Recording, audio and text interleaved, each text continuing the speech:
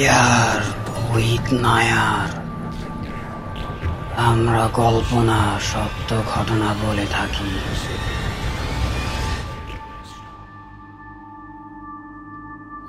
আসসালামু আলাইকুম প্রিয় listeners, fear with Nair YouTube চ্যানেলের চতুর্থ এপিসোডে আপনাদের সবাইকে স্বাগতম। আমি আশা করি প্রিয় লিসেনার্স আপনারা সবাই অনেক বেশি ভালো এবং সুস্থ আছেন। প্রিয় লিসেনার্স, আপনারা যারা সত্যিকারের ভৌতিক ঘটনা শুনতে পছন্দ করেন তাদের জন্য আমার এই ক্ষুদ্র প্রচেষ্টা, আর আমার এই পথ চলায় আপনাদের সবার দোয়া, সহযোগিতা আর ভালোবাসার প্রয়োজন। প্রিয় লিসেনার্স, আপনারা যদি আমার বলা এই ঘটনাগুলো পছন্দ করে থাকেন তাহলে অবশ্যই আমার এই ইউটিউব চ্যানেলটা যারা সত্যিকারের এই ভৌতিক ঘটনা শুনতে পছন্দ করে তাদের সাথে আপনারা অবশ্যই শেয়ার করবেন, এবং সেই সাথে আপনারা নিজেরা আমার এই চ্যানেলে আমার ভিডিওতে লাইক, কমেন্টস এবং আমার চ্যানেলে অবশ্যই সাবস্ক্রাইব করবেন প্রিয় লিসেনার্স।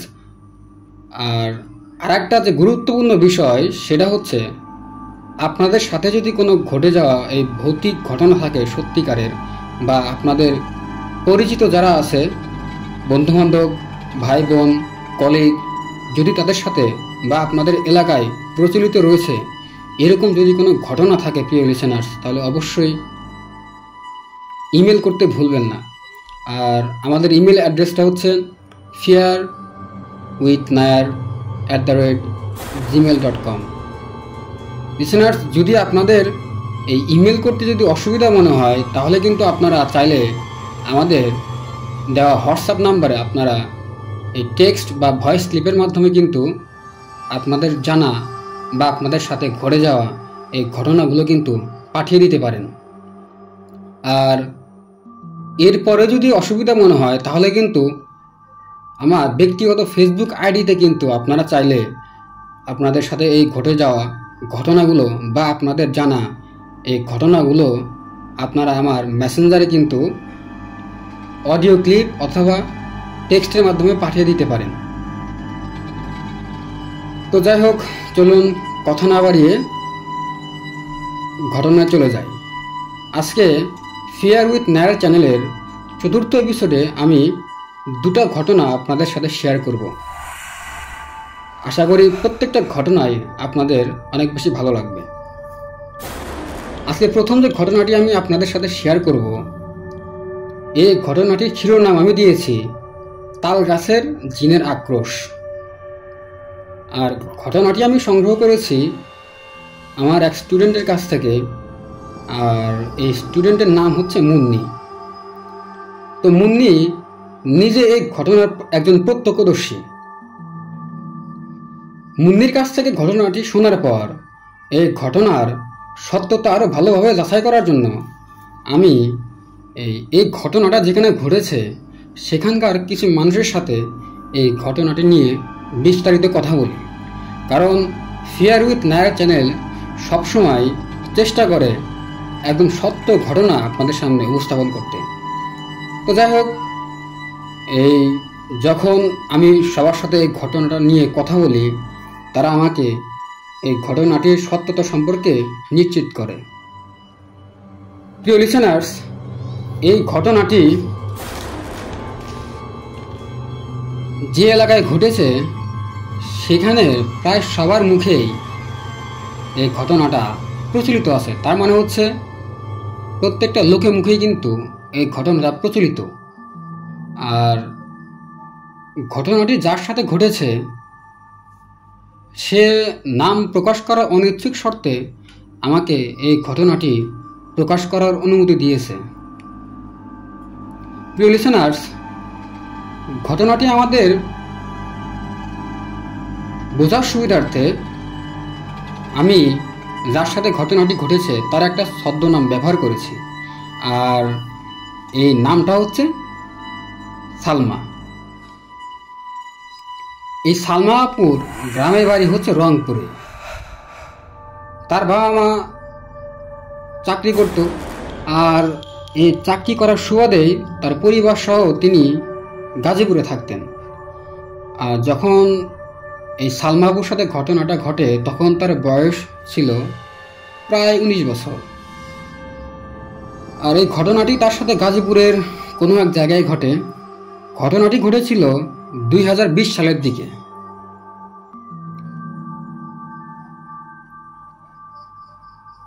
এই সালমাবুর পরিবার মানে তার বাবা মা এই গাজীপুরেরই কোনো একটা গার্মেন্টস ফ্যাক্টরিতে চাকরি করত।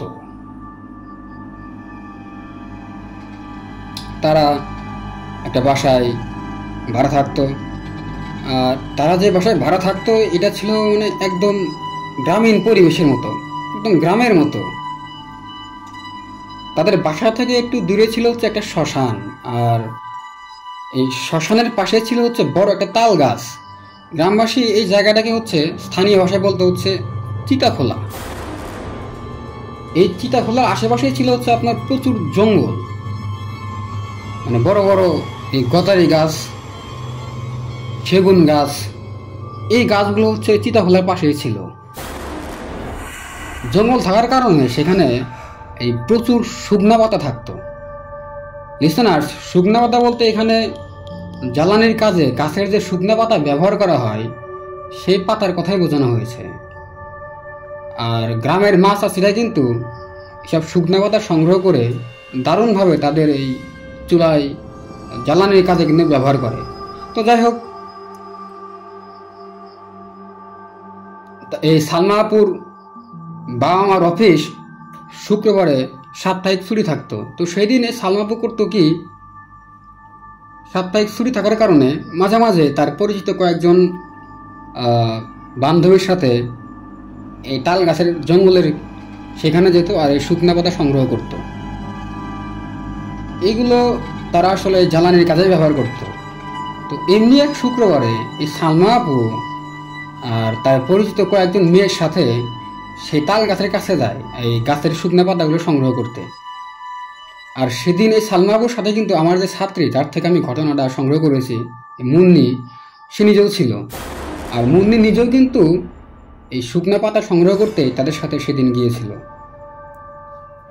আর তারা মূলত যেভাবে পাতা সংগ্রহ করতো সেটা হচ্ছে, আপনারা প্রিয় লিসেনার্স অনেকে জানেন, ঝাঁটার মাধ্যমে ঝাড়ু দিয়ে কিন্তু তারা এই পাতাগুলো বস্তার ভিতরে প্রথমেও তারা সংগ্রহ করতো পাতাগুলো ঝাঁটা দিয়ে, ঝাড়ু দিয়ে।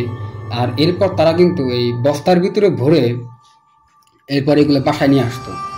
তো যাই হোক, তারা সবাই যার যার মতো ওই গাছের শুকনা পাতা সংগ্রহ করতে থাকে।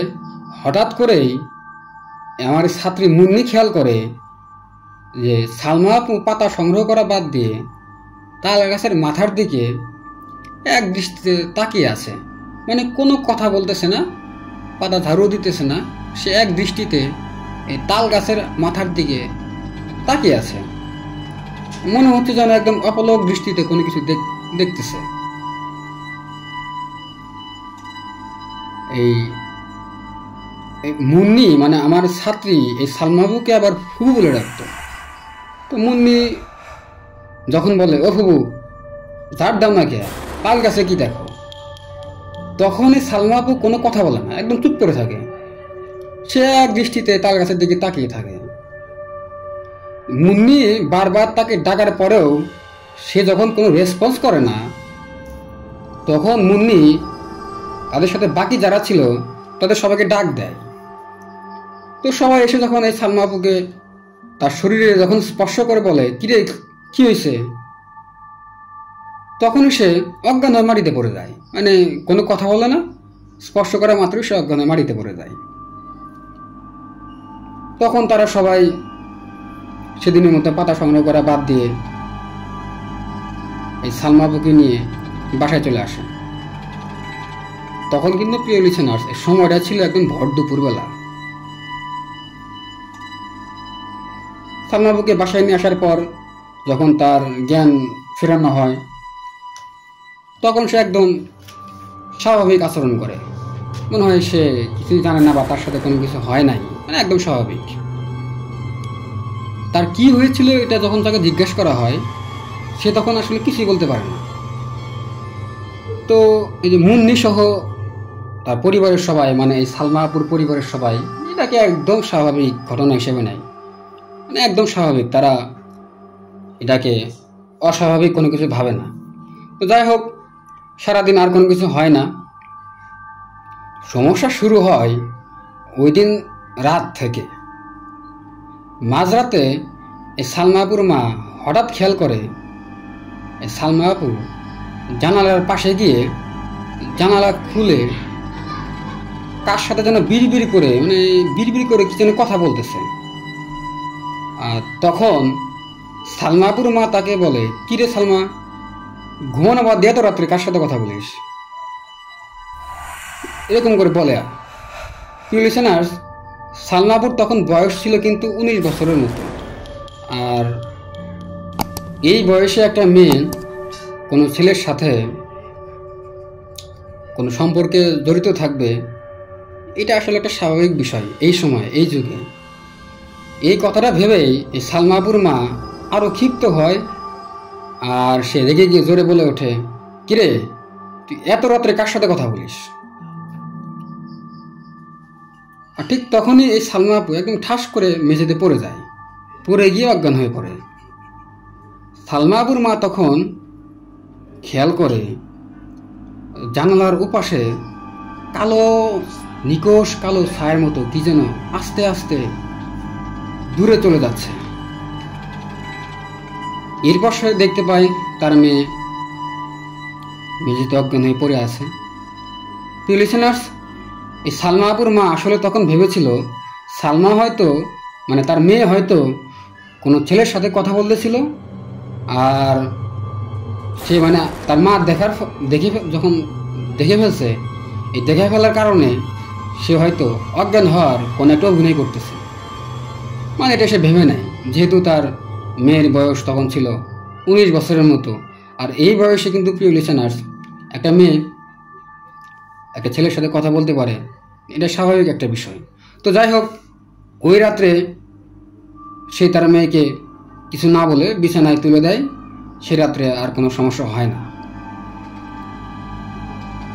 আর এই পরের দিন সকালবেলা থেকে শুরু হয় সালমা আপুর অস্বাভাবিক সব আচরণ। সে রুমে দরজা লাগিয়ে একা একাই কার সাথে যেন কথা বলে, কেউ ডাক দিলে সে বের হয় না, রুম থেকে একদম কোনোভাবেই বের হয় না, খাওয়া দাওয়া একদম বাদ। আর যখন সে খেত তখন একদম অস্বাভাবিকভাবে খেত, মানে একসাথে তার পরিবারের সবার রান্না বান্না করা যে ভাত তরকারি থাকে সবগুলো সে একসাথে খেয়ে ফেলতো। সে একসাথে কিন্তু কয়েকজনের খাবার খেয়ে ফেলতো। তার মা বাবা সারাদিন অফিসে থাকতো। তারা যখন এই অফিস থেকে আসতো, অফিস থেকে আসার পরে মেয়ের এমন অবস্থা দেখে, যখন দেখে যে সে যখন খায় একসাথে কয়েকজনের খাওয়া খেয়ে ফেলে, তখন এটা দেখে তারা একটু দুশ্চিন্তায় পড়ে যায় যে কী হয়েছে, এরকম তো হওয়ার কথা না। কারণ তারা তো তাদের মেয়েকে লিসেনার্স ভালোভাবে চেনে, আর সেই কী পরিমাণ খায়, তার আচরণ তারা ভালোভাবে জানে। তো এসব দেখে তারা একটু দুশ্চিন্তায় পড়ে যায়। সেদিন সন্ধ্যায় তার বাবা যখন তাকে জিজ্ঞেস করে, সালমা, মা তো কী হয়েছে, তখন এই সালমা আপু খুব বিশ্রীভাবে তার বাবাকে গালিগালাজ শুরু করে, আর তার মুখের দিকে থুতু মারতে থাকে, মানে গালিগালাজের সাথে থুতু মারতে থাকে তার বাবার দিকে। এই অবস্থায় তার মা তাকে রুমে নিয়ে একদম আটকে রাখে। তার পরিবারের সবাই শুনতে পায় এই সালমা আপুর রুম থেকে কয়েকজন পুরুষ মানুষ যদি একসাথে কথা বলে তাহলে যেরকম শব্দ হয়, ঠিক এরকম শব্দে সে কার সাথে যেন কথা বলতেছে। মানে সালমা আপু কার সাথে যেন কথা বলতেছে, আর যার সাথে কথা বলতেছে সে মনে হচ্ছে একসাথে কয়েকজন পুরুষের কণ্ঠে কথা বলতেছে এই সালমা আপুর সাথে। তারা মানে এই সালমা আপুর পরিবার তখন রুমের ভিতরে কি কথা হইতেছে এটা শোনার জন্য চেষ্টা করে, কিন্তু তারা যে সালমা আপুর কথা বুঝতে পারে, আর বাকি যে কথা যিনি কথা বলতেছে এই কথা তারা কোনোভাবে বুঝতে পারে না। আর তখন তারা এটা নিশ্চিত হয় যে সালমা আপুর সাথে যা হইতেছে এটা আসলে কোনো স্বাভাবিক কোনো কিছু না। তারা এটাও একদম নিশ্চিত হয় সালমা রুমে একা নাই, তার সাথে কয়েকজন রুমে আছে। যাই হোক, ওই দিন রাত্রে সালমা আপুর সাথে তার বাবা মা দুজনে ছিল। আর এই মাঝরাতে তারা দুজনেই লক্ষ্য করে তাদের মেয়ে হঠাৎ করে ঘুম থেকে উঠে বাইরে যাওয়া শুরু করে দেয়, মানে বাইরে যাবে দরজা খুলে, এরকম একটা অবস্থা। তখনই তারা দুজন তাদের মেয়েকে ধরে ফেলে। আর তাদের মেয়ে যখন তারা ধরে ফেলে তখন তাদের মেয়ে তাদেরকে এই অকথ্য ভাষায় গালিগালাজ করতে থাকে। আর তখন সে চিৎকার করে বলতে থাকে যে আমাকে বাইরে যেতে দে, আমি বাইরে যাব। চিৎকার করে যখন এরকম বলে তখন কিন্তু প্রিয় লিসেনার্স রাত ছিল, কিন্তু তারপরেও তার চিৎকারের কারণে এই বাসার আশেপাশের যারা ছিল তারা কিন্তু জেগে যায়। আর তারা এই ঘটনাগুলো কিন্তু তারা নিজেদের চোখের সামনে দেখে ফেলে। এসব বলার পরে তারা শুনতে পায়, মানে সালমা আপুর বাবা মা শুনতে পায় তাদের মেয়ে এর সাথে অনেকগুলো পুরুষের কণ্ঠে তাদের দুজনকে এই গালিগালাজ করা শুরু করে দিচ্ছে। এটা শোনার পর তারা তখন বুঝতে পারে কিছু একটা গোলমাল অবশ্যই আছে। সেদিন রাত্রে তারা তাদের মেয়েকে দুজনের একদম মাঝখানে নিয়ে ঘুমায়। আসলে প্রিয় লিসেনার্স, তাদের কিন্তু আর ওই সময় রাতে ঘুম হয়নি, কারণ একমাত্র মেয়ের এমন অবস্থা দেখে কোনো বাবা মার কিন্তু ঘুম আর হতে পারে না।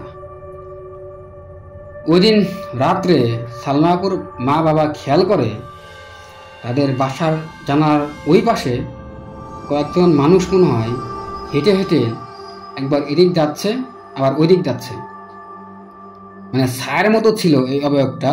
মনে হচ্ছে বারবার কয়েকজন একবার যাচ্ছে জানালার ওই পাশে, আবার এদিকে যাচ্ছে আর ওদিকে যাচ্ছে। তারা শব্দ শুনতে পায়, কিন্তু তারা এই ভয়ে আর সেদিন জানালা খুলে দেখার সাহস করে না যে আসলে জানালার ওই পাশে কারা ছিল। সেই রাতটা কোনোভাবে চলে যায়। পরের দিন সকালবেলায় সালমা আপুর বাবা মা আর অফিসে যায় না। সালমা আপুর বড় ভাই পাশের গ্রাম থেকে একটা কবিরাজ নিয়ে আসে। আর প্রিয় লিসেনার্স, তখন আসলে এই বিষয়টা অত্র এলাকায় ছড়িয়ে পড়ে যে অমুকের মেয়েকে ভূতে ধরছে। আর এই কবিরাজ আসছে ভূত ছাড়াইতে। এই কথাটা আসলে তখন সেই গ্রামবাসীর মাঝে ছড়ায় পড়ে। আর তারা সবাই তখন এই সালমা আপুদের বাসায় এসে ভিড় করে যে কবিরাজ আসছে ভূত ছাড়াইতে, ভূত ছাড়ানো দেখবে। এই কারণে অনেক লোকজন জড়ো হয়ে যায় ভূত ছাড়ানো দেখতে। আর তখন আমার ছাত্রী মানে এই মুন্নি সেখানে নিজে উপস্থিত ছিল। তো কবিরাজ একটা বৃত্ত করে, সেই বৃত্তের মাঝে সেই কবিরাজ বসে। আর মুন্নি মানে সালমা আপুকে তার বড় ভাই আর তার বাবা শক্ত করে এই কবিরাজের সামনে ধরে থাকে। তখন এই সালমা আপু কবিরাজকে অকথ্য ভাষায় গালিগালাজ করা শুরু করে আর তার মুখের দিকে বারবার থুতু মারতে থাকে। এই অবস্থায় কবিরাজ আসলে ঠিক মতো তার কাজ সে করতে পারতেছিল না।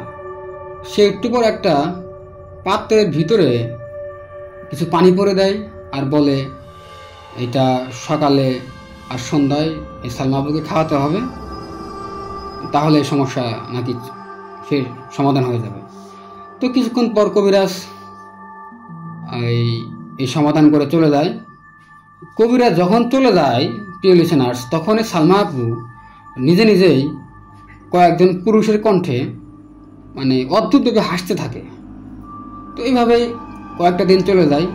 এর মাঝে সালমা আপুর সেই যে প্রিয় লিসেনার্স রাত করে যে জানালার পাশে কথা বলা আর গভীর রাত্রে এই হঠাৎ করে দরজা খুলে বাইরে চলে যাওয়া, এগুলো চলতে থাকে। কিন্তু সে এই বাইরে যেতে পারে না, কারণ তার বাবা মা তখন তার এই বিষয়গুলো নিয়ে অনেক বেশি সতর্ক ছিল। আর তারা কিন্তু তখন তার সাথে থাকতো রাত্রে। তার পরিবারের সবাই তখন এই সালমা আপুর ভিতরে কয়েকটা বিষয় বিশেষভাবে লক্ষ্য করে। আর সেগুলো হলো, যখন মসজিদে যখন আজান হতো, তখন এই সালমা আপু কোনোভাবেই আজানের শব্দ সহ্য করতে পারতো না। সে তখন করতো কি, এই 2 হাত দিয়ে এই তার কান একদম চাপ দিয়ে ধরে রাখতো, মানে তার যেন এই আজানের শব্দ যেন তার কানে না যায়। আর তখন সে কয়েকদিন পুরুষ মানুষ একসাথে কথা বললে যেমন শব্দ হয়, ঠিক তেমন শব্দ অদ্ভুত ভাষায়, মানে নিজে নিজেই কি যেন বলতে থাকতো। আরেকটা অদ্ভুত বিষয় হলো, তার সামনে যদি কেউ এই নামাজ পড়তো বা পবিত্র কোরআন তেলাওয়াত করতো, সে তখন এই নামাজ আর এই কোরআন তেলাওয়াত করতে দিত না। তখন সে অকথ্য ভাষায় গালিগালাজ করা শুরু করে দিত অকারণেই।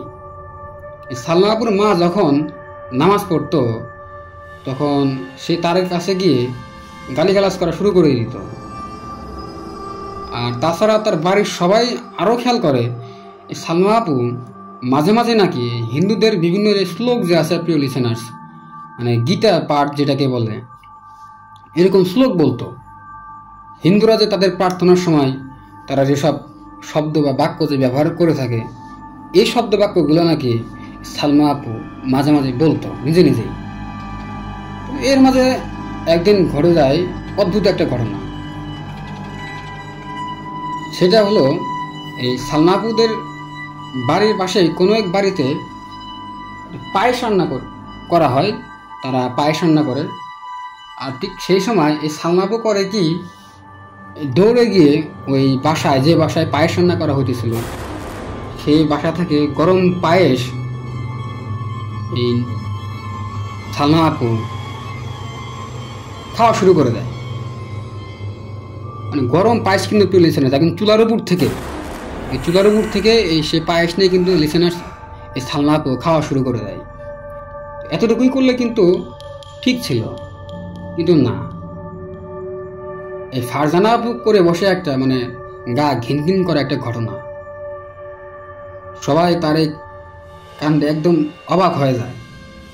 সে পায়েস খাওয়ার পর, মানে পায়েস খাওয়ার পরে সে বমি করা শুরু করে।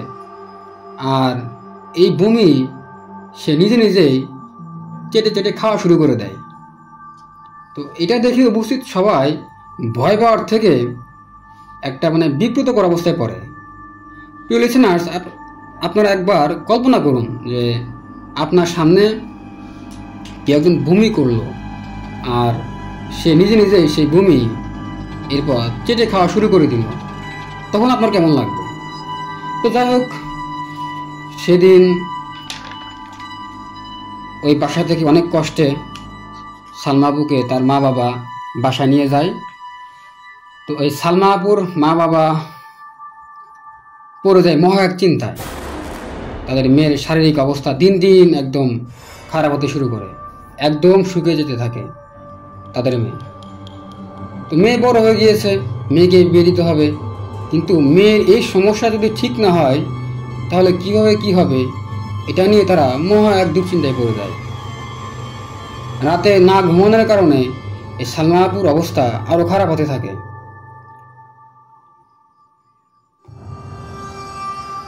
তো তারা, প্রিয় লিসেনার্স, এখানে আমি একটা কথা বলে রাখি, এই গ্রাম অঞ্চলে যদি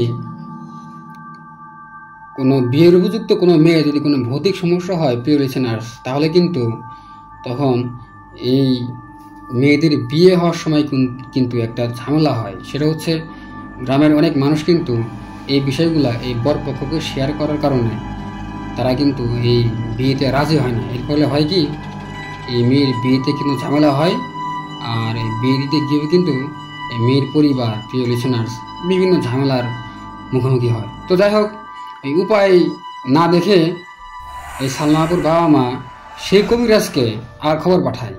তো কবিরাজ আসার পর সালমা আপুকে এবার শুয়ে রাখতে বলে, যেন তাকে আর থুতু না দিতে পারে। কারণ প্রিয় লিসেনার্স, এই কবিরাজকে যখন প্রথমবার নিয়ে আসা হয়, এই কবিরাজ কিন্তু এক পর্যায়ে সালমা আপুর এই গালিগালাজ আর এই থুতু দেওয়ার কারণে কিন্তু চলে যায়। যদিও সে তখন এই এক ধরনের পানি পড়া দিয়েছিল, কিন্তু তার চলে যাওয়ার মূল কারণে কিন্তু ছিল এই সালমা আপুর অকথ্য ভাষায় গালিগালাজ আর এই তার এই মুখ থেকে যে থুতু আসতো, এটাই ছিল তার চলে যাওয়ার মূল কারণ। তো যাই হোক, এই সালমা আপুর বাবা আর তার এই ভাই এই সালমা আপুকে কবিরাজের সামনে শুয়ে রাখে, আর এই সালমা আপুকে তখন তারা শক্ত করে ধরে রাখে। এই সালমা আপু তখন এই কবিরাজকে আবার সে আগের মতো বিশ্রী ভাষায় গালিগালা শুরু করে, আর তার থুতু মুখের দিকে মানে কবিরাজের মুখের দিকে আর কি এই থুতু দেওয়ার চেষ্টা করতেছিল, কিন্তু পারতেছিল না। কারণ প্রিয় লিসেনার্স, আপনারা জানেন এই সালমা আপুর মা বাবা কিন্তু তাকে শুয়ে রেখে শক্ত করে ধরেছিল। কবিরাজ তখন এই অদ্ভুত একটা কাজ করে বসে, আর সেটা হলো কবিরাজ তার পায়ের জুতা খুলে সে এই জুতা সালমা আপুর মুখের কাছে ধরে থাকে আর নিজে নিজে বিড়বিড়ি করে কি যেন বলতে থাকে। সালমা আপুর বাবা মা এই বিষয়টাকে স্বাভাবিকভাবে না নিলেও তারা মেয়ের ভালো হবে ভেবে এই কবিরাজকে তারা তখন আর কিছু বলতে পারে না। এইভাবে কবিরাজ যখন তার কাজ করতেছিল, ঠিক তখনই এই সালমা আপুর এই বড় ভাই সে বাসায় আসে, আর এই নিজের একমাত্র ছোট বোনের এমন অবস্থা দেখে কবিরাজের উপরে খুব রাগান্বিত হয়। সে কবিরাজকে বকাঝকা শুরু করে এবং বলতে থাকে এটা আবার কোন ধরনের মানে চিকিৎসা। কারণ সেই কবিরাজ কিন্তু নিজের পায়ের জুতা খুলে সালমা আপুর মুখে সে ধরেছিল, আর এই সালমা আপুর ভাই তখনই এই কবিরাজকে চলে যেতে বলে। তো কবিরাজ সে অবস্থা খারাপ হতে পারে এটা ভেবে দেরি না করে তখনই কিন্তু এই সালমা আপুদের বাসা থেকে চলে যায়। মানে তার চিকিৎসা বা ট্রিটমেন্ট এটা কিন্তু পুরোপুরিভাবে না করে সেই কবিরাজ কিন্তু তখন চলে যায়। তো যাই হোক, এদিন সন্ধ্যাবেলা ঘটে যায় আর একটা আবেগিক ঘটনা প্রিয় লিসেনার্স। এই সালমা আপুর বড় ভাই সন্ধ্যার পর এই বাইরে গিয়েছিল কোনো একটা তার ব্যক্তিগত কাজে, আর সালমা আপুর সে ছিল রুমের ভিতরে দরজা লাগানো অবস্থায়। বাসার বাকি সবাই তখন বাইরে ছিল, আর তারা তখন এক ধরনের মহা চিন্তার ভিতরে ছিল যে কি হবে, কি করলে তাদের এই একমাত্র মেয়ে সুস্থ হবে। কারণ কোনোভাবেই তারা তাদের মেয়েকে কিন্তু সুস্থ করতে পারতেছিল না। তাদের ভিতরে প্রিয় লিসেনার্স সবচেয়ে বেশি যে চিন্তাটা ছিল সেটা হচ্ছে এই তারা তাদের এই মেয়েকে সেই সময় কিন্তু এই বিয়ে দেওয়ার জন্য কিন্তু পাত্র খুঁজতেছিল, আর ঠিক সেই সময় কিন্তু এই সালমা আপুর মানে যে এরকম সমস্যার মুখোমুখি হয়। তো যাই হোক, এই সালমা আপুর বড় ভাই যখন দোকান থেকে ফিরতেছিল তখন সে একটা বিষয় খেয়াল করে, সেটা হচ্ছে সে দেখতে পায় তার বোন মানে সালমা আপু জানালার পাশে দাঁড়িয়ে থেকে কার সাথে যেন এই কথা বলতেছিল বিড়বিড় করে একা একা। আর ঠিক তখনই সালমা আপু তার ভাইকে একটা পুরুষের কণ্ঠে ডাক দেয়, আর ডাক দিয়ে বলে ওঠে, এই দাঁড়া, তোর বোনকে আমার কাছে দিয়ে দে, আমরা ওকে নিয়ে যাব, আর বিনিময়ে তোদের আমি অনেক টাকা পয়সা সোনা দানা দিব। তো সালমা আপুর বড় ভাইয়ের এই কথা শুনে তখন তার অনেক রাগ হয়। তখন সে এক দৌড়ে রুমে আসে আর তার বোনকে জড়িয়ে ধরে একদম চিৎকার করে কান্না করতে থাকে আর বলতে থাকে, আমাদের কিছু লাগবে না, আমরা শুধু তোকে চাই, আমরা শুধু তোকে চাই বোন। এইভাবে সে চিৎকার করে বলতে থাকে। এটা একটা ইমোশনাল মুহূর্ত প্রিয় লিসেনার্স। এই সময় উপস্থিত সবাই মানে সালমা আপুর পরিবারের সবাই এবং সে সাথে আরও যারা ছিল তারা অনেক ইমোশনাল হয়ে পড়ে। তো এই সালমা আপুকে যখনই তার ভাই জড়িয়ে ধরে, এই জড়িয়ে ধরার পরই এই সালমা আপু কিন্তু অচেতন হয়ে পড়ে যায়। সেদিনের মতো রাতে হচ্ছে তাকে ঘুমের ওষুধ খায় ঘুম পাড়ানো হয়। এদিকে সালমা আপুর পরিবার যেন এক মহা বিপদে পড়ে যায়। দিক বিদিক হয়ে তারা ভালো কবিরাজ আর ভালো হুজুরের সন্ধান করতে থাকে। তো এই 7-8 দিন পর, মানে 7-8 দিন খোঁজার পর তারা ভালো একটা পরহেজগার হুজুরের সন্ধান পায়। এই হুজুর, মানে এই হুজুরকে তার বাবা মা যখন সমস্ত ঘটনা বিস্তারিত খুলে বলে, তখন হুজুর বলে, অমুক দিনে আমি আপনাদের বাসায় যাব। তো এই বলে হুজুর এই সালমা আপুর বাবা মাকে ফিরে যেতে বলে। হুজুর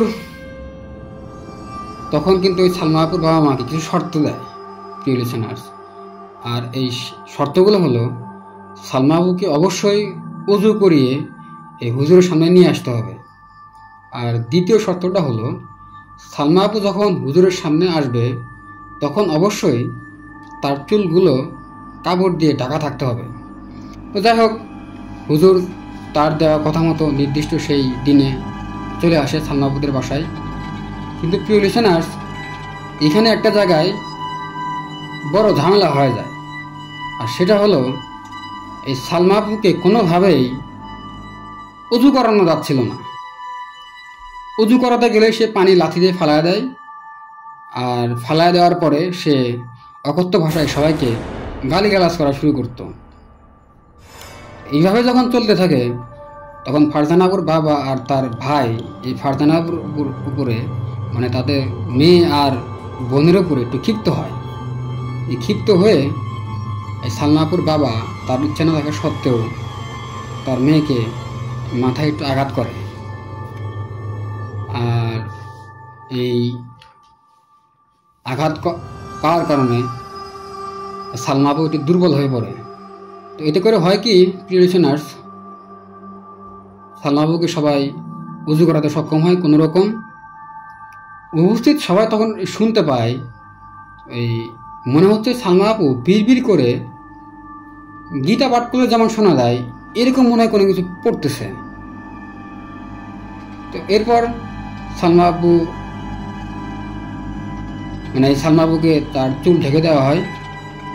আর চুল ঢাকার পর এই সালমা আপুকে হুজুরের সামনে নিয়ে আসা হয়। তো অবাক করা বিষয় হলো, প্রিয় লিসেনার্স, যখন কবিরাজের সামনে সালমা আপুকে নিয়ে আসা হয়েছিল তখন কিন্তু সে কবিরাজকে অনেক গালিগালাজ করেছিল, আর তার মুখের দিকে কিন্তু সে থুতু নিক্ষেপ করেছিল। কিন্তু এই সালমা আপুকে যখন এই হুজুরের সামনে নিয়ে আসা হয় তখন কিন্তু সে একদম চুপচাপ ছিল, মানে কোনো কথা বলে নাই। কিন্তু তার চাহনিটা ছিল মানে একটু রাগ, তার চেহারার ভিতরে রাগের ছাপ স্পষ্ট একদম ফুটে উঠেছিল। সেই সাথে তার যে চোখ দুটো ছিল অনেক বড় বড়, আর মনে হয় হুজুরের দিকে একদম রাগান্বিতভাবে তাকিয়ে ছিল এই সালমা আপু। তো হুজুর তার মতো করে তার রিচুয়াল শুরু করে। সে পবিত্র কুরআনের বিভিন্ন আয়াত তিলাওয়াত করতে থাকে। প্রিয় লিসেনার্স, হুজুর যখন পবিত্র কোরআন তিলাওয়াত করতেছিল তখন সালমা আপু মৃগী রোগীর মতো ছটফট করা শুরু করে দেয়। মানে মৃগী রোগী তার যখন সমস্যা শুরু হয় তখন কিন্তু আপনারা অনেকেই জেনে থাকবেন যে ছটফট করা শুরু করে। হুজুর যখন কোরআন তিলাওয়াত করা শুরু করে সালমা আপুর অবস্থা তখন এরকম শুরু হয়। আর সে তখন বারবার বলতেছিল চিৎকার করে, আমাকে ছেড়ে দে, আমি ওকে নিয়ে যাব, আমাকে ছেড়ে দে। একটা সময় হুজুর তার কোরআন তিলাওয়াত করা বন্ধ করে দেয়, আর এই সালমা আপুকে জিজ্ঞেস করে, বল কই থেকে আসছিস আর ওরে কেন ধরছিস? তো হুজুর যখন এই কথা 2 বার বলে তখনও সালমা আপু কোনো উত্তর দেয় না। কিন্তু হুজুর যখন 3য় বার আরেকটা পবিত্র কোরআনের আয়াত পড়ে তখন সালমা আপু বলে ওঠে, থাম, আর পড়িস না, এরকম করে কোনো কিছু একটা বলে। তখন এই সালমা আপু কয়েকজন পুরুষের কণ্ঠে একসাথে বলে ওঠে, আমরা এই চিতা খোলার তাল কাছে থাকি, আমরা এখানে একসাথে আছি বহু বছর ধরে। হুজুর তখন বলে, তোরা মোট কয়জন? তখন এই সালমা আপু বলে, একজনের কণ্ঠে বলে, প্রিয় লিসেনার্স, বলে ওঠে আমরা মোট 7 জন, আর আমরা সবাই হিন্দু জিন। হুজুর তখন ওদের নাম জিজ্ঞেস করলে ওরা ওদের 7 জনের কণ্ঠে এক এক করে ওদের নাম বলতে থাকে। প্রিয় লিসেনার্স, আমি যার থেকে এই ঘটনাটা সংগ্রহ করেছি, তার মানে আমার এই ছাত্রী মুন্নি, ও কিন্তু এই ঘটনার সময় উপস্থিত ছিল। ও নিজেও এই 7টা দিনের নাম কিন্তু নিজে শুনেছে, কিন্তু আমার কাছে আসলে ওইভাবে বলতে পারে নাই 7টা দিনের নাম, কারণ ওর ওইভাবে মনে ছিল না। তো ও আমাকে বলেছে যে হরলাল, রাম, মানে এরকম নাকি সব নাম ছিল ওই 7টা জিনের। তো লিসেনার্স, হুজুর এরপর একটু রাগান্বিত হয়ে সালমা আপুকে জিজ্ঞেস করে, সবই বুঝলাম, কিন্তু তোরা কেন এই যে নিরীহ মেয়েটাকে ওর উপর ভর করছিস আর ওর কেন ক্ষতি করতেছিস? এরপর সালমা আপু ভিতর থেকে একজন পুরুষের কণ্ঠে বলে ওঠে, আমরা তো ওরে ধরতাম না, আমাদের ছায়ের উপরে পাড়া দিছে, আর এই কারণে আমরা ধরছি। ও আমাদের ছায়ের উপরে পাড়া দিল কেন? এটা আমাদের আত্মসম্মানে লাগছে, তাই আমরা ওরে ধরছি। তাছাড়া আমাদের একজন ওরে পছন্দ করে, আর সে ওরে বিয়ে করবে, সে ওকে নিয়ে যাবে আমাদের দেশে। তো এই কথা শোনার পর হুজুর রাগ হয়, আবার রাগান্বিত হয়ে হুজুর বলে যে পাড়া দিছে মানে? পাড়া দিছে আবার কিভাবে? তোরা তো জিন, তোদেরও পাড়া দিবে কিভাবে? তখন এই সালমা আপুর ভিতর থেকে আর একজন বলে ওঠে, ওরা যখন ওই শুক্রবারে ওই চিতা ভোলায় তাল গাছের কাছে যখন পাতা সংগ্রহ করতেছিল, তখন আমরা সবাই এই তাল গাছে বসেছিলাম। এক পর্যায়ে এই সালমা ও পাতা ঝাড় দিতে দিতে আমাদের এই তাল গাছের কাছে আসে আর আমাদের ছায়ের উপরে পাড়া দেয়। এই কারণে এটা আমাদের আত্মসম্মানে লাগে, আর আমরা এই কারণে ওরে ধরছি। তো হুজুর তখন বলে যে তোরা তো জিন, ও তো বুঝতে পারে নাই যে তোরা এখানে আসিস। ও যদি বুঝতো তাহলে কিন্তু তোদের পাড়া দিত না, আর তোদের আত্মসম্মানে কিন্তু তখন আঘাত লাগতো না। তো ও না বুঝে করছে, ওরা বুঝতে পারে নাই, এখন তোরা ওরে ছেড়ে দে, ওরে আর কষ্ট দিস না। তখন ওরা আসলে এই হুজুরের সাথে যখন ওরা কথা বলে প্রিয় লিসেনার্স, তখন কিন্তু ওরা এক এক সময় এক একজন পুরুষের কণ্ঠে কথা বলতেছিল। আর একজন তখন বলে ওঠে, না, আমি ওরে ছাড়বো না, আমি ওরে আমার দেশে নিয়ে যাব, আমি ওরে বিয়ে করব, ওরে আমার ভালো লাগছে, ওরে আমাদের দেশে নিয়ে যাব, আমি ওরে বিয়ে করব। তো তখন হুজুর বলে, এটা অসম্ভব, তোদের সাথে ওর কখনো বিয়ে হবে না, তোরা যদি ওরে না ছেড়ে যাস, আমি আমার মতো করে ব্যবস্থা নেব। তো এইভাবে প্রিয় লিসেনার্স, এই হুজুর আরও এই 7 জন দিনের ভিতরে কথা কাটাকাটি হয়। তো এই এক পর্যায়ে ওরা 7 জন এই সালমা আপুকে কিন্তু ছেড়ে দিতে রাজি হয়। তখন ওরা আসলে কিছু শর্ত দিয়ে দেয়। সেই শর্তগুলো হলো, ওরা বলে যে আজকে রাত 3টার সময় এই তাল গাছের নিচে 7টা লাল মোরগ আর 7 কেজি চাউলের পায়েস সেই তাল গাছের নিচে রেখে আসতে হবে সালমা আপুর বাবা অথবা ভাই, যে কোনো একজনকে। তো হুজুর ওদের কথা মতো রাজি হয়ে যায়। এরপর হুজুর বলে যে তোরা শুধু এই মেয়েকে ছেড়ে গেলেই হবে না, এই তাল গাছ ছেড়ে তোদের চলে যেতে হবে। এরপর ওরা রাজি হয়, এই তাল গাছ ছেড়ে যেতে ওরা রাজি হয়ে যায়। প্রিয় লিসেনার্স, মানে কোনো কথা না বলে ওরা রাজি হয়ে যায়। তো যাই হোক, এরপর ওদেরকে আবার বলে যে তোরা যে যাবি, এটা প্রমাণ কি, মানে কিভাবে বুঝবো যে তোরা চলে গেছিস? ওদের ভিতরে আর একটা কণ্ঠে তখন বলে ওঠে যে এই যে গামলা, প্রিয় লিসেনার্স, ওখানে একটা গামলা রাখা ছিল। ওরা তখন একজন বলে ওঠে, এই যে গামলা, এই গামলাটা আমরা যখন চলে যাব, তখন এই গামলাটা নিজে নিজেই এখান থেকে 5 হাত দূরে চলে যাবে। তো হুজুর তখন বলে ঠিক আছে। তো এরপর প্রিয় লিসেনার্স, উপস্থিত সবাই তখন দেখতে পায়, ওইখানে যারা উপস্থিত ছিল সবাই দেখতে পায় যে ঠিক তারপর পরেই সেখানে যে গামলাটা ছিল, এই গামলাটা নিজে নিজেই সরে যাচ্ছে 5 হাত দূরে। এরপর ঠিক এরপরেই সালমা আপু সে অচেতন হয়ে মাটিতে পড়ে যায়। তো হুজুর তখন এই সালমা আপুর বাবা আর ভাইকে বলে যে আলহামদুলিল্লাহ, বিপদ চলে গেছে, আজকে আপনারা যে কোনো একজন ওই চিতাখোলার ওই তাল গাছের নিচে রাত 3টায় যে কোনো একজন গিয়ে 7টা লাল মোরগ আর 7 কেজি চাউলের পায়েস রেখে আসবেন।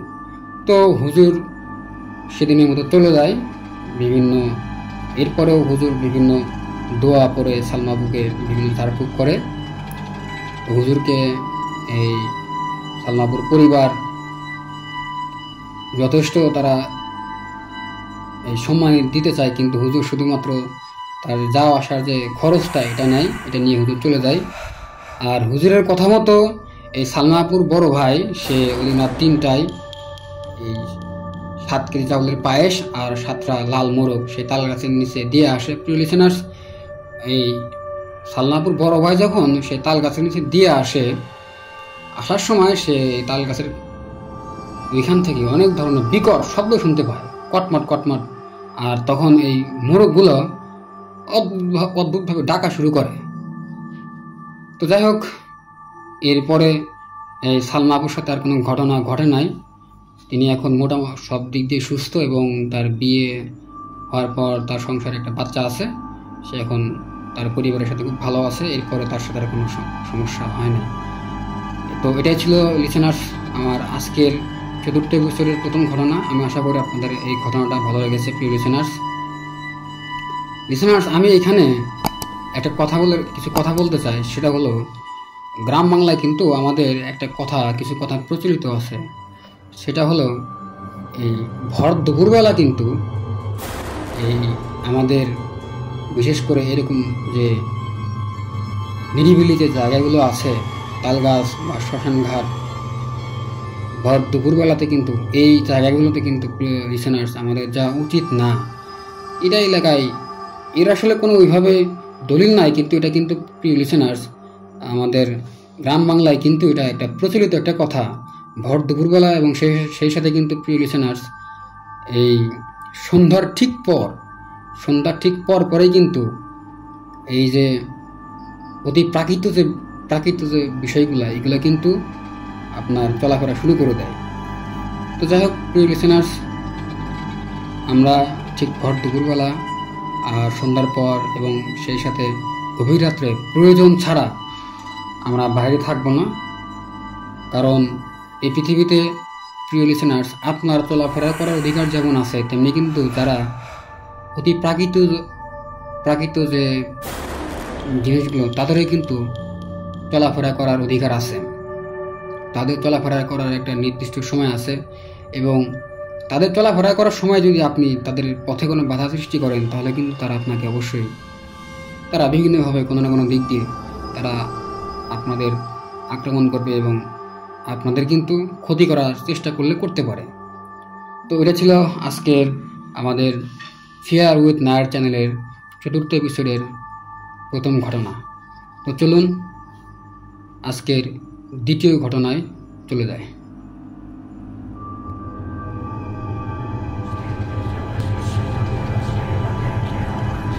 Fair with Nair,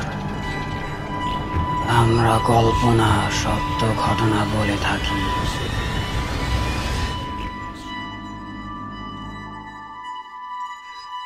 listeners, fair with Nair YouTube চ্যানেলের 4র্থ এপিসোডের দ্বিতীয় ঘটনায় আপনাদের সবাইকে স্বাগত। আমি আশা করি প্রিয় লিসেনার্স এই ঘটনাটিও আপনাদের অনেক বেশি ভালো লাগবে। আর এই ঘটনাটা খুব একটা বড় ঘটনা না। লিসেনার্স, আপনারা যারা এই মুহূর্তে ফেয়ার উইথ নায়ার চ্যানেলের 4র্থ এপিসোডের দ্বিতীয় ঘটনাটি শুনতেছেন, তাদের কাছে আমার অনুরোধ থাকবে আপনারা অবশ্যই আমাদের এই চ্যানেলটা সাবস্ক্রাইব করবেন এবং আমাদের এই চ্যানেলটা যারা সত্যিকারের ভৌতিক ঘটনা শুনতে পছন্দ করে তাদের সাথে অবশ্যই শেয়ার করবেন। সেই সাথে প্রিয় লিসেনার্স, আপনাদের সাথে যদি এরকম কোনো ঘটনা থাকে বা আপনাদের পরিচিত কারোর সাথে যদি এরকম ঘটনা থাকে, অথবা আপনাদের এলাকায় যদি প্রচলিত এবং এমন কোনো ভৌতিক ঘটনা থাকে, তাহলে অবশ্যই আমাদের ইমেল করতে ভুলবেন না।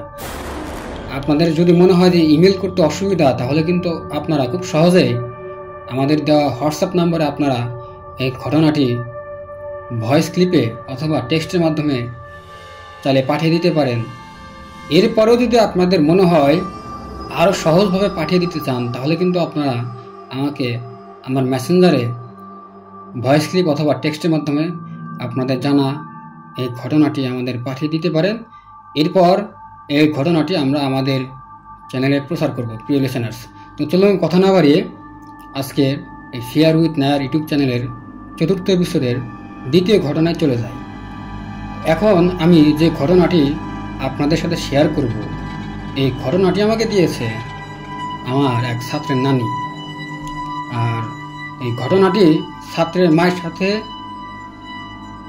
ঘটা একটা ঘটনা। তাছাড়া প্রিয় লিসেনার্স, এই ঘটনাটি এখনো চলমান আছে। এই জন্য আমার এই ছাত্রের নানি, মানে যার সাথে ঘটনাটি ঘটেছে, তার মা এই যখন আমি বলি যে আমি আমার চ্যানেলে শেয়ার করতে পারবো কিনা, তখন সে নাম প্রকাশ করার অনিচ্ছুক শর্তে আমাকে এই ঘটনাটি প্রকাশ করার অনুমতি দেয়। লিসেনার্স, যেহেতু ঘটনাটি এখনও চলমান, তাই ছাত্রের নানি কিন্তু সকল পরিচয় এবং নাম গোপন রাখতে বলে।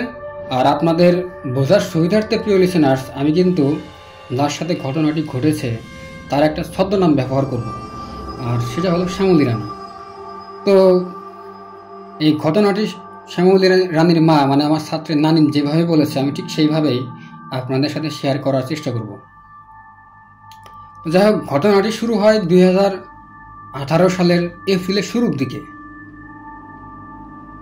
আর এই শ্যামলী রানী, মানে আমার ছাত্রের মা, উনি মাশাআল্লাহ দেখতে অনেক সুন্দর ছিল। ঘটনাটি ঘটে হচ্ছে ময়মনসিংহের নেত্রকোনার কোনো এক গ্রামে।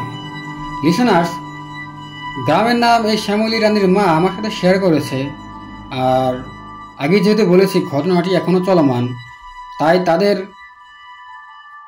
বলা অনুমতি, তারা যেহেতু বলেছে প্রিয় লিসেনার্স সব কিছু গোপন রাখতে হবে, তাই আমি আপনাদের সামনে এই ঘটনাটি যেখানে ঘটেছে সেই জায়গার নাম প্রকাশ করতে পারলাম না। তো যাই হোক প্রিয় লিসেনার্স, আপনারা জেনে থাকবেন এই হিন্দুরা কিন্তু বাংলা মাসের হিসাব অনুযায়ী তারা তাদের এই বিভিন্ন উৎসব অনুষ্ঠান এসব কিন্তু আয়োজন করে থাকে। তো বৈশাখ মাসের শুরুর দিকে এই শ্যামলী রানী, মানে আমার এই ছাত্রের মার বিয়ে হয়। মানে আমার ছাত্রের বয়সও খুবই ছোট আর কি, ওর বয়স এই 5 থেকে 6 বছর এরকম। তো বিয়ের পর থেকে শ্যামলী রানী সে কিন্তু থাকতেন না শ্বশুরবাড়ি, আর তার যে হাজব্যান্ড সে কিন্তু ওই চাকরি সুবাদে সে গাজীপুরে থাকতো। আর আমি তাদের একটু বাড়িটা একটু বর্ণনা দিই, যেখানে আমার এই ছাত্রের মা থাকতো। তাদের বাড়িটা ছিল হচ্ছে হাইওয়ের পাশে, আর তাদের বাড়ি ঠিক পিছনে ছিল বড় একটা শেওড়া গাছ। লিসেনার্স, এখানে আর একটা কথা বলে রাখি, সেটা হলো এই শ্যামলী রানী কিন্তু বিয়ের আগে থেকেই সে নেত্রকোনার কোনো এক হসপিটালে সে হচ্ছে নার্সের চাকরি করত। কিন্তু তার সাথে যখন এই ঘটনাটা ঘটে, এই ঘটনাটা ঘটার পর থেকে সে কিন্তু তার এই চাকরিটা ছেড়ে দিতে বাধ্য হয়। তো যেদিন এই ঘটনাটা ঘটে সেদিন কিন্তু তার হাজব্যান্ড, এই শ্যামলী রানীর হাজব্যান্ড কিন্তু গাজীপুরে ছিল। তো বিয়ের পরেই শ্যামলী রানীর হাজব্যান্ড গাজীপুর চলে আসে। আর যেহেতু শ্যামলী রানী সে নিজে একজন নার্স ছিল, তাই তাকে বিভিন্ন সময়ে নাইট ডিউটি করতে হতো। কারণ আপনারা জানেন প্রিয় লিসেনার্স, যারা নার্সের চাকরি করে তারা কিন্তু শিফট অনুযায়ী ডিউটি করে। কারো কখনো কখনো ডে থাকে, আবার কারো কিন্তু কখনো নাইট ডিউটি থাকে। তো এমন একদিন এই শ্যামলী রানী, ওনার হচ্ছে নাইট ডিউটি হয়। তো তিনি মাগরিবের আজানের ঠিক পরেই রওনা হয় হাসপাতালের উদ্দেশ্যে। লিসেনার্স, আগেই বলেছিলাম শ্যামলী রানীর বাসা কিন্তু ছিল হাইওয়ের পাশে, মানে তার শ্বশুরবাড়ি আর কি। তাই তার শাশুড়ি তাকে গাড়িতে তুলে দেওয়ার জন্য, মানে তাকে এগিয়ে দেওয়ার জন্য তার সাথে আসে। যেহেতু তার কিছুদিন আগে বিয়ে হয়েছে, তাই তিনি মোটা করে মানে শ্যামলী রানী তার সিঁথিতে সিঁদুর পরে আর কপালে লাল টিপ দিয়ে তখন সে, আর তার সাথে ছিল হচ্ছে মানে সে পরেছিল হচ্ছে লাল রঙের একটা শাড়ি। মানে প্রিয় লিসেনার্স, একদম মানে একটা বাঙালি মেয়ে যেভাবে আর কি সেজে গুজে থাকে সেইভাবে সে হাসপাতালে যার উদ্দেশ্যে রওনা হয়। এখানে বলে রাখা ভালো যে হিন্দু মেয়েরা কিন্তু এই বিয়ের প্রথম বছর তারা কিন্তু খুব মোটা করে সিঁদুর পরে থাকে, এটা তাদের একটা রীতি। তো যাই হোক, এই শ্যামলী রানীর শাশুড়ি তার হচ্ছে এই সাজ দেখে বললে যে তুমি এইভাবে যাইবা, আমার তো ভালো লাগতেছে না। মানে তার সাজাগুজি দেখে বলে, এবং ঠিক সন্ধ্যার পরে ছিল এই জন্য এই কথাটা বলে। তখন সে বলে তুমি ঘোমটা দিয়ে যাও। আর এই কথা বলার দ্বারা কিন্তু সন্ধ্যার পরে বের হলে যে বিভিন্ন ধরনের ঝামেলা হতে পারে এই বিষয়টা কিন্তু সে বোঝায়। আর সে হয়তোবা এটা আগে থেকেই জানতো যে তাদের এইখানে কোনো ধরনের অতিপ্রাকৃত ঝামেলা আছে। তো এটা তিনি বুঝিয়েছে এই শ্যামলী রানীকে। তো এই শ্যামলী রানী মাথায় ঘোমটা দিয়ে রওনা হয়, গাড়িতে ওঠে। আর তিনি যখন এই গাড়ি থেকে নেমে হাসপাতালে যাওয়ার জন্য, মানে গাড়ি থেকে নামার পর হাসপাতাল পায়ে হাঁটার 1 থেকে 2 মিনিটের রাস্তা ছিল।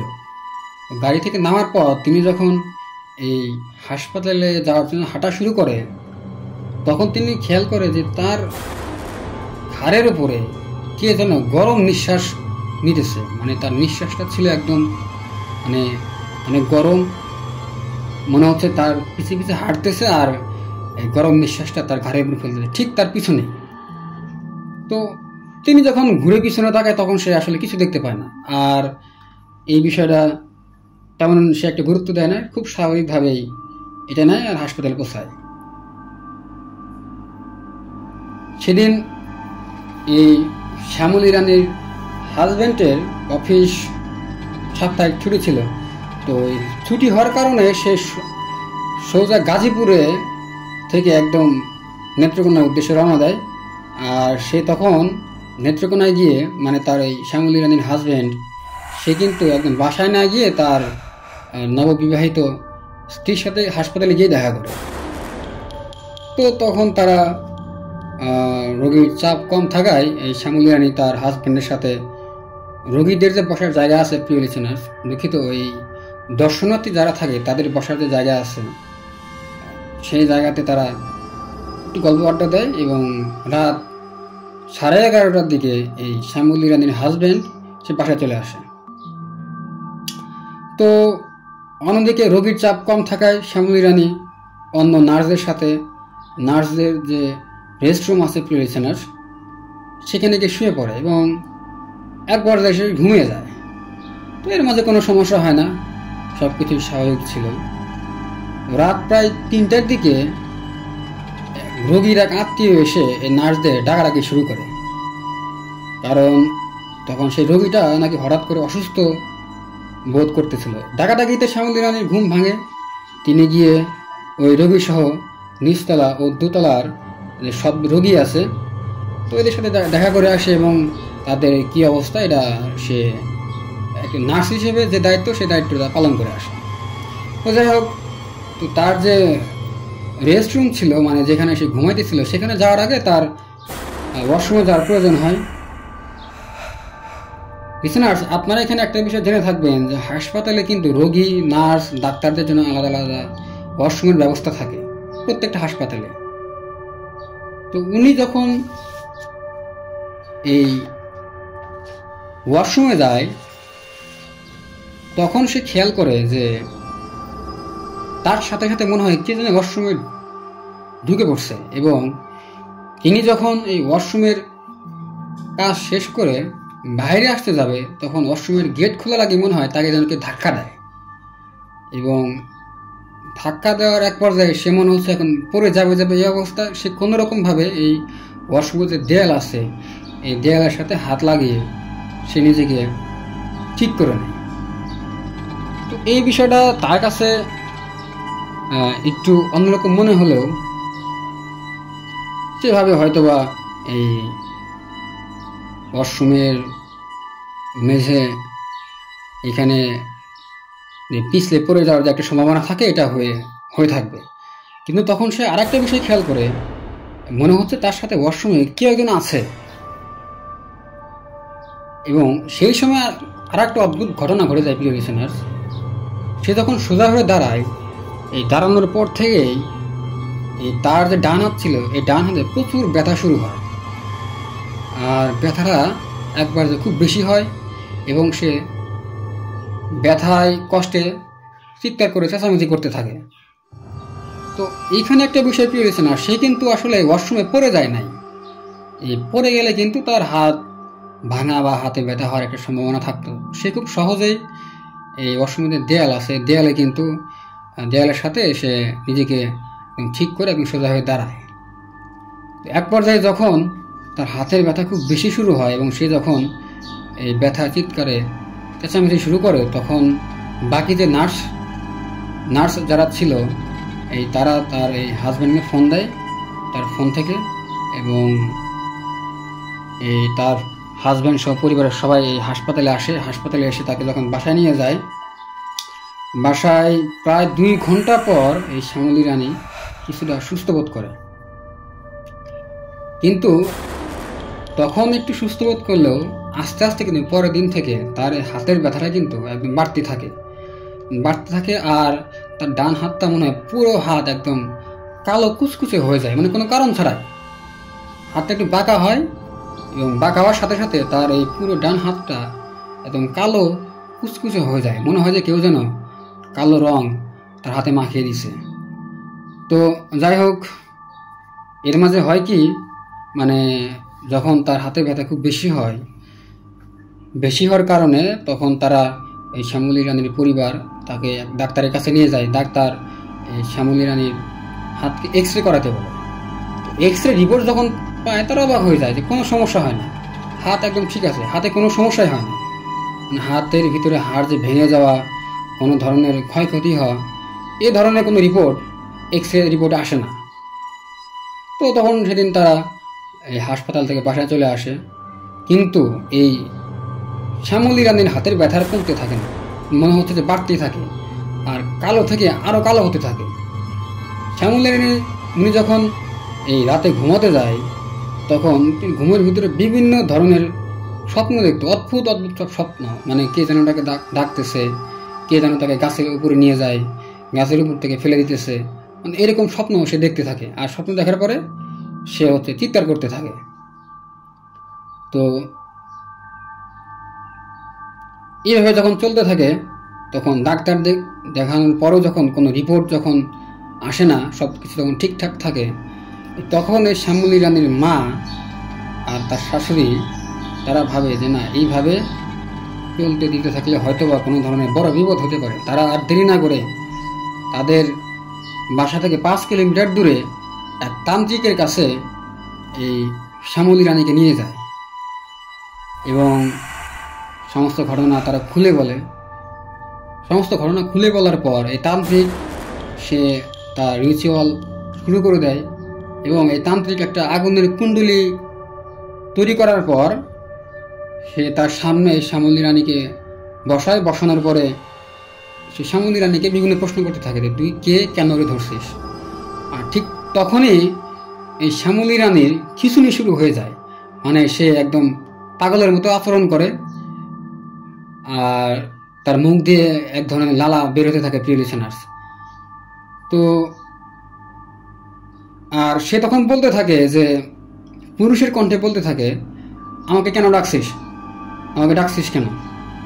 আর বারবার সে পুরুষের কণ্ঠে এই কথা বলতে থাকে প্রিয় লিসেনার্স। তান্ত্রিক তাকে বিভিন্ন প্রশ্ন করতে থাকে। পরে এই শ্যামলী রানী বলে ওঠে যে ও প্রতিদিন যখন ওর বাসা থেকে বের হয় তখন আমি ওর খেয়াল করতাম। মানে শ্যামলী রানীর মুখ দিয়ে কিন্তু এই কথাটা বলে, সে নিজে নিজে বলে পুরুষের কণ্ঠে যে ওরে আমি কখনো ডিস্টার্ব করি নাই, কিন্তু ওই দিন যখন ও বের হয় তখন আমার অনেক বেশি ভালো লাগে ওরে। আর এই কারণেই ওরে আমি ভর করছি, আর ওরা আমি বিয়ে করতে চাই, ওরা আমি ছেড়ে যাব না। তো তান্ত্রিক এই কথা শুনে একটু হাসি দেয়, মানে একটু তাচ্ছিলের হাসি দেয় এবং বলে যে তোরে ওরে অবশ্যই ছাড়তে হবে, তুই ওরে বিনা দোষে কেন ধরবি? ও মেয়ে, ও মানুষ, ও সাজবে, এটাই স্বাভাবিক, তুই ওরে কেন ধরবি? আর ও সাজুগুজু করুক আর যাই করুক, এটা তোর কি? তো তখন এই শ্যামলী রানী সে অদ্ভুতভাবে হাসতে থাকে। হাসার পরে সে বলে যে তুই আমার কিচ্ছু করতে পারবি না, আর আমার ওর থেকে কোনোভাবেই তুই ওর তাড়াতে পারবি না। আমি ওরে অনেক দিন ধরে ফলো করি, আমি এখানে অনেক বছর ধরে আসি, তুই কোনোভাবেই আমাকে ওর থেকে ছাড়াতে পারবি না। তো প্রিয় লিসেনার্স, এরপরে তান্ত্রিক আবার নতুন করে বিভিন্ন ধরনের এই তন্ত্রমন্ত্র পড়তে থাকে, আর কি যেন একটু পরপর এই আগুনের যে কুণ্ডলী ছিল, এই কুণ্ডলীর ভিতরে সে ছিটে দেয়। এর ফলে হয় কি, যখনই ছিটে দেয় তখনই এই শ্যামলী রানী সে একদম চিৎকার করতে থাকে, মনে হচ্ছে তার যেন গা একদম আগুনে জ্বলে পুড়ে ঝলসে যাচ্ছে। তো যাই হোক, এক পর্যায়ে এই তান্ত্রিক এই পিশাচকে, এই জিনকে রাজি করাতে সক্ষম হয়। এবং অবাক করার বিষয় হচ্ছে প্রিয় লিসেনার্স, আমরা কিন্তু অনেক সময় বিভিন্ন ঘটনায় শুনে থাকি যে যাওয়ার সময় বিভিন্ন ধরনের শর্ত দিয়ে দেয়। এই যে এই পিশাচ শ্রেণীর এই জিনগুলো কিন্তু বিভিন্ন শর্ত দেয় যে আমি যাব, কিন্তু আমাকে এটা দিতে হবে, খাসি দিতে হবে, গরু দিতে হবে, ছাগল দিতে হবে। কিন্তু এই যে শ্যামলী রানীর সাথে যে ছিল, যে জিন বা পিশাচ আপনারা যেটাই বলেন না কেন, এই কিন্তু কোনো ধরনের শর্ত দেয় না। তখন এই তান্ত্রিক একটু অবাক হয় এবং অবাক হয়ে বলে যে তুই যে চলে যাবি, তো এটা শর্ত, মানে এটার প্রমাণ কি? তো তখন সে বলে এই যে তুই যে আগুন জ্বালাইছিস, এই আগুনটা ধাপ করে নিভে যাবে, মানে হঠাৎ করে নিভে যাবে। তো এইভাবেই ওই পিশাচ চলে যায়। তো চলে যাওয়ার সময় সে বলে যে আমি ওরে একবারে ছাড়বো না, ওর পিছনে আমি লেগেই থাকবো। তো এরকম কোনো একটা কথা বলে যায় আর কি, মানে একবারে ছাড়বে না, তার ক্ষতি করবে না, কিন্তু তার নজরে সে তাকে রাখবে, মানে শ্যামলী রানীকে রাখবে। তো যাই হোক, তান্ত্রিক তখন এই শ্যামলী রানীকে বেশ কিছু তাবিজ দেয় এবং বেশ কিছু এই নিয়ম সে তাকে বলে দেয় যে এই কাজগুলো তোমার করা যাবে না। তো এর মাঝে একটা নিয়ম ছিল প্রিয় লিসেনার্স, সেটা হচ্ছে শ্যামলী রানীকে তান্ত্রিক বলে দেয় যে কোনোভাবেই কোনো মৃত বাড়িতে, মানে যেখানে মানুষ মারা গেছে সেখানে তোমার যাওয়া যাবে না। তো তারা এই বিষয়গুলা শোনার পরে তারা সেদিনের মতো তারা বাসায় চলে আসে। এরপরে বেশ কয়েক বছর শ্যামলী রানীর কোনো সমস্যা হয় না। এরপরে সে তার এই চাকরি ছেড়ে দেওয়ার পরে তার হাজব্যান্ডের সাথে সে গাজীপুরে চলে আসে। তো এক পর্যায়ে হয় কি, যেহেতু প্রায় বেশ কয়েক বছর চলে গিয়েছে এবং সে তার সাথে ঘটনাটা সে একদম ভুলে যায়। তো এখানে একটা মানুষ মারা যাওয়ার পর সে তার সেই তান্ত্রিকের দেওয়া কথা সে ভুলে যায় এবং সেই বাসায় গিয়ে উপস্থিত হয়।